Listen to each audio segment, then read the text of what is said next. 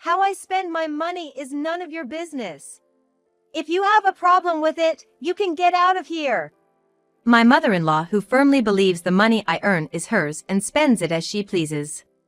And my husband, who simply turns a blind eye and never even bothers to admonish her. Every day I lose a little more patience with the two of them. How long must I continue to live this way? Honestly, I've been at my breaking point. Fine. I'll do as you say. I'll leave this house. Please never contact me again. My name is Ruby, a 34-year-old remote worker. 2 years ago, I married my husband Matthew, and now we live together with his mother. Matthew was raised in a single-parent household, apparently had a hard time growing up, and told me he had endured countless hardships. I want to make things easier for my mom, Matthew would often say during our courtship, and I fell for Matthew because of his gentle side.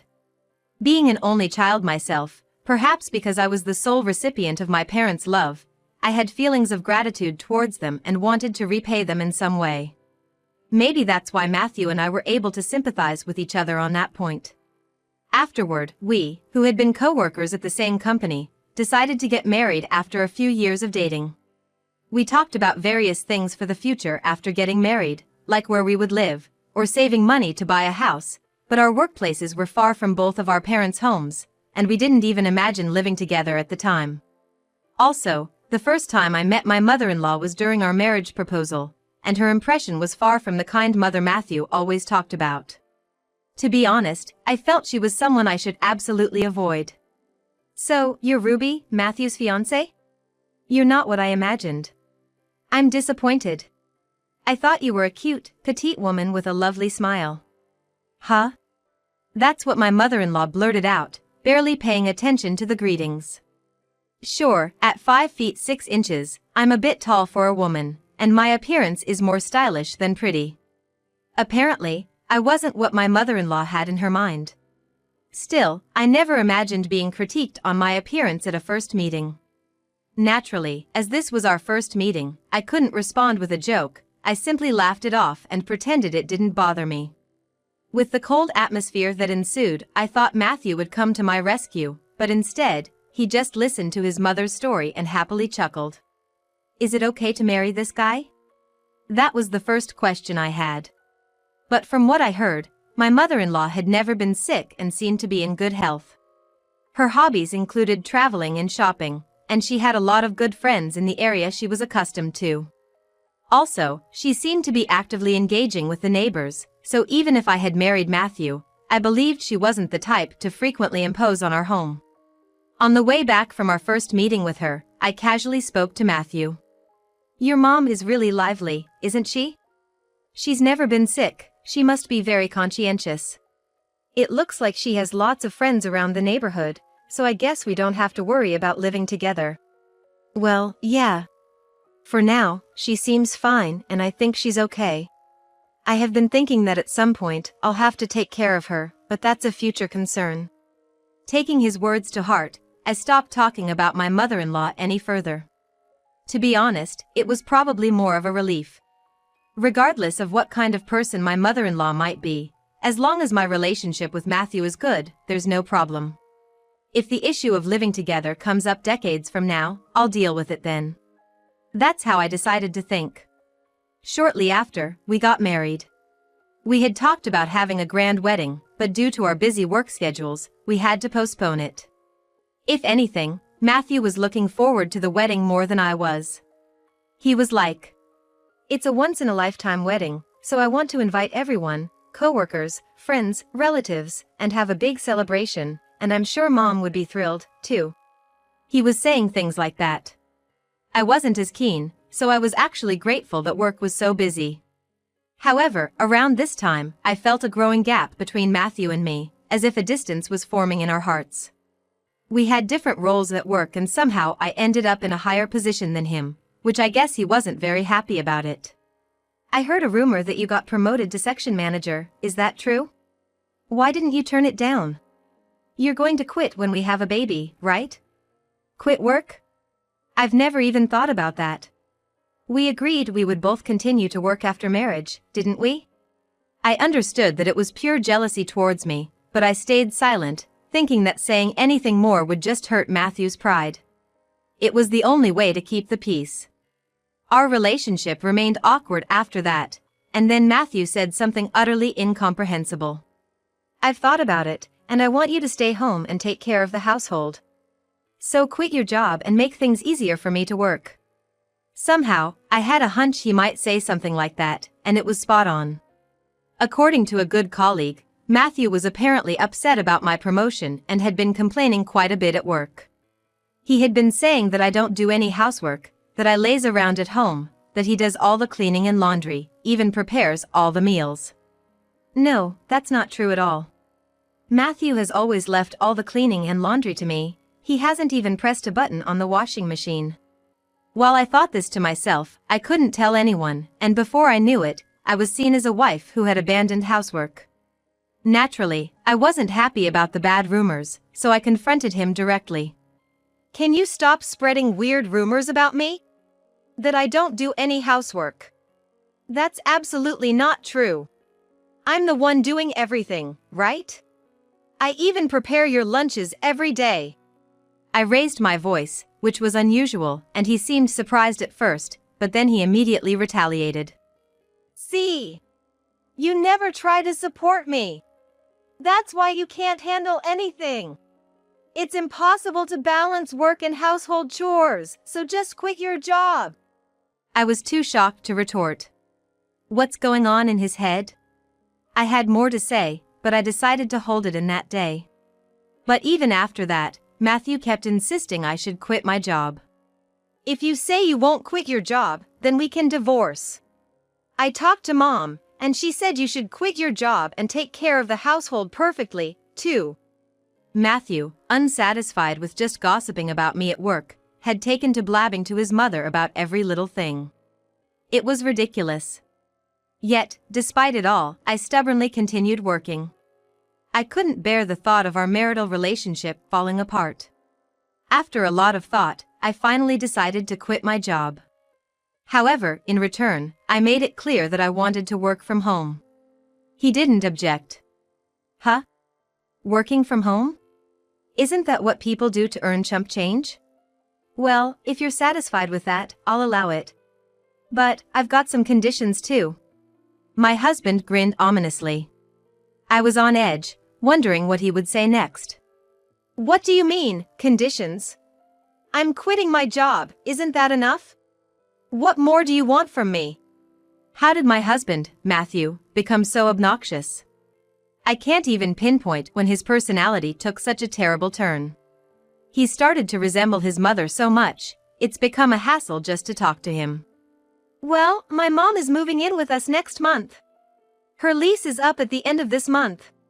So, she'll be living with us. Hope you don't mind." What? Is he serious? This can't be happening. However, everything seemed to have been planned out so meticulously that there was hardly any time for me to say wait a minute. The very next day, my mother-in-law called me. And she was like, "Ruby, I guess you've heard the news. I'll be moving out of my place at the end of this month. It's all quite sudden, but I'm counting on your support." She sounded so pleased with herself. Matthew, too, seemed thrilled as he overheard our conversation. In essence, his plan was to have me quit my job and take care of the two of them. I saw through his scheme right away. His mother said she would move in at the end of the month, but sure enough, she vacated her apartment within a week and moved into our house. She didn't lift a finger to help with the housework and instead complained constantly. She was like, "You should clean the rooms thoroughly. And your cooking is tasteless. Who taught you to cook? I'd like to meet your parents." My living hell began the day she moved in, and 2 years later, it's still ongoing. Before I knew it, my relationship with Matthew had completely chilled. I was treated as nothing more than a housemaid, taking care of the two of them. What I realized after living with her is that she is a big spender. She has a weak spot for designer brands, and she buys something new every time a new collection is released. She has more shoes, clothes, wallets, and bags than I can count. I tried talking to Matthew about it, but he brushed me off and he was like, Mom's always been into fashion. Well, as long as she's happy, what's the harm? By this time, neither Matthew nor my mother-in-law were contributing a cent to our household expenses. Matthew was using the money he earned for himself and my mother-in-law. As soon as she received pension, she would go shopping. I was fed up with the monotony of everyday life, even questioning what I was doing living here. Amidst all of this, my mother-in-law and Matthew proposed something outrageous. Hey, Mom and I are thinking about going on a trip for a week starting next month. A vacation in Cancun, pretty cool, right? We'll even get you a souvenir. What? I was taken aback by the sudden announcement. Turns out, that day was my birthday. How come forgetting my birthday and going on a vacation to Cancun? That's unthinkable. You're kidding, right? You do realize what day it is, don't you? When I said this, my mother-in-law walked over and was like, "Of course we do. You even marked it on the calendar, right? Your birthday, isn't it?" But, such things don't really matter anymore. They laughed and smirked as they looked at me. Annoyed by their attitude, before I knew it, I was blurting out my frustrations. Enough is enough! A vacation when you don't even pay for the living expenses? I've been paying for everything these past 2 years. After all, you made me quit my job, isn't that strange? My face was bright red with anger, and I felt I could barely control myself. But they didn't care. My mother-in-law was like, "How I spend my money is none of your business. If you have a problem with it, you can get out of here. There's no proof you've been earning money in the first place." That was her response. Even though they were living off the money they took from me and spending it as they pleased, they dared to say such things. And my husband, who ignored my mother-in-law's words and didn't even bother to intervene, was like, "You were the one being supported, weren't you? You might have had to use some of your savings recently, but don't get all high and mighty." I was fed up with these two people in front of me. How long do I have to live like this? Honestly, I'm at my wit's end. Fine. I'll do as you say. I'll leave this house.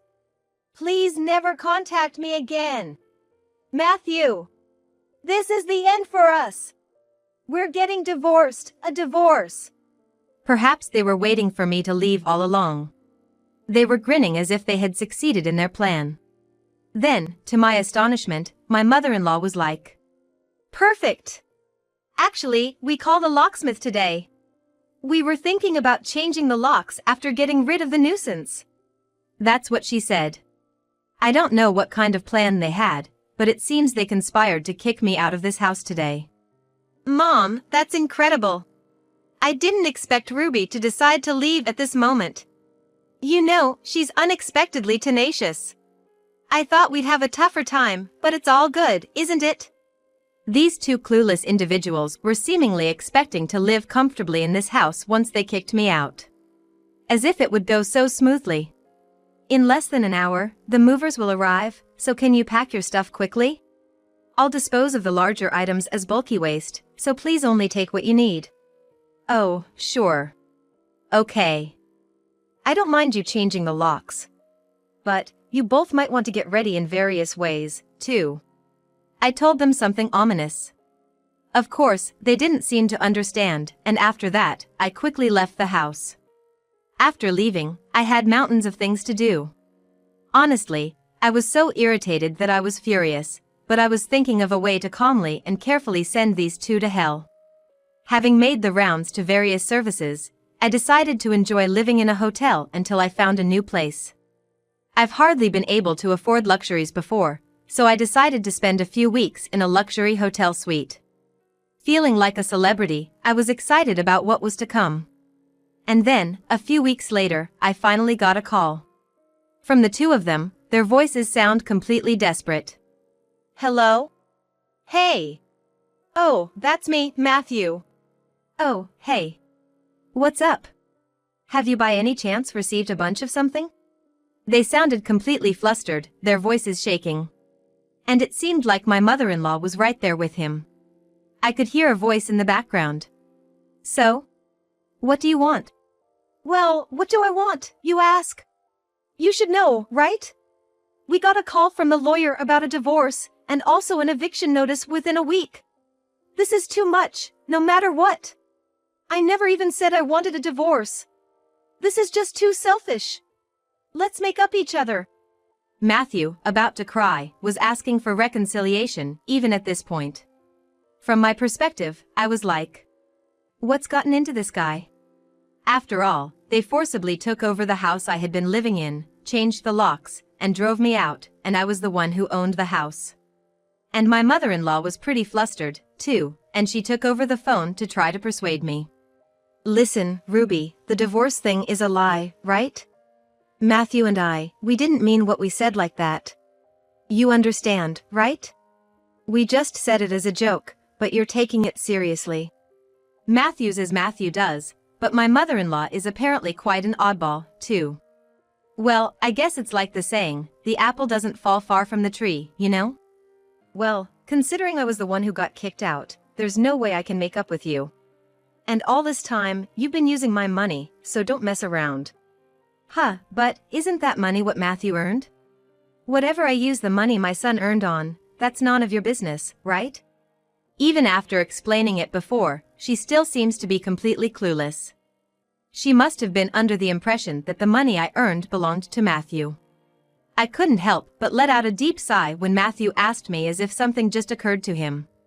Hey, just how much are you earning? It's strange that you own that detached house, and you've been living the same lifestyle even after quitting your job. I've never given you a cent, you know? It seems he finally realized it. And then, this guy just said it out loud. That he's not paid a single cent. Well, since we're going to be strangers anyway, I might as well tell him the truth. It'd be good for him to realize that the one that got away was a big catch. My earnings? I didn't really want to tell you, but I'll let you know. I make about $20,000 a month on average. I even paid off the mortgage on the house over the past 2 years. Actually, I've been the one supporting you and your mother all this while. What? $20,000? You're lying. There's no doubt that both Matthew and my mother-in-law must be regretting this. After all, you can't live a luxurious life on Matthew's salary alone. You see now? We used to work at the same place, so I knew roughly how much you earned. A net income of $2,000 was really tough, right? I was amazed that you even suggested to quit my job and became a housewife. Quite the character, huh? No, it's not like that. I'd been working hard, believing that I could become a department head like you someday. So, you know. It seems Matthew is under the impression that he's a capable man. He's never managed to get a position higher than a regular employee, despite being older than me, and it's clear from the company's evaluation of him. It seems like a waste of time even to bother with him. Well, I have no intention of making up with you. After all, your mother, who's notorious for her reckless spending, would inevitably come with you. I don't want to lose any more things. Just move out of the house as soon as possible.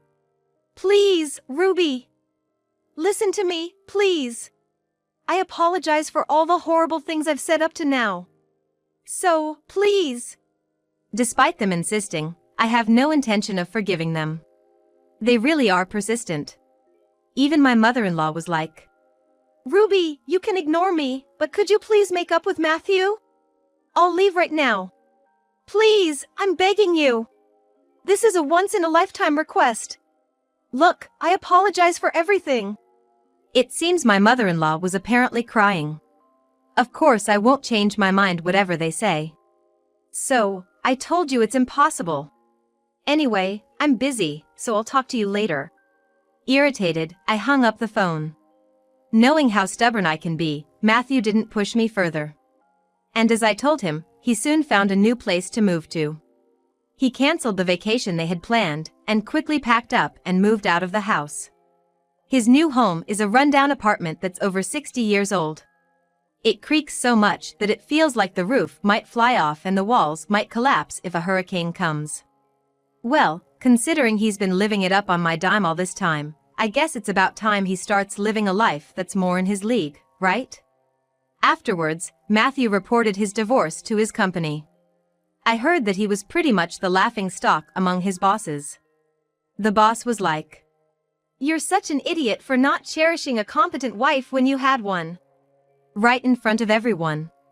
It seems like he's been whining about me all this time, but in reality, no one believed his stories. I hear they even told him that he got what he deserved for driving me away, right in his face. Hearing that story, I must say, was pretty satisfying. Ever since then, I've bought myself a brand new condo and I've been enjoying new life. With the freedom to spend my money and my time as I please, I'm planning to aim for even greater heights in my career.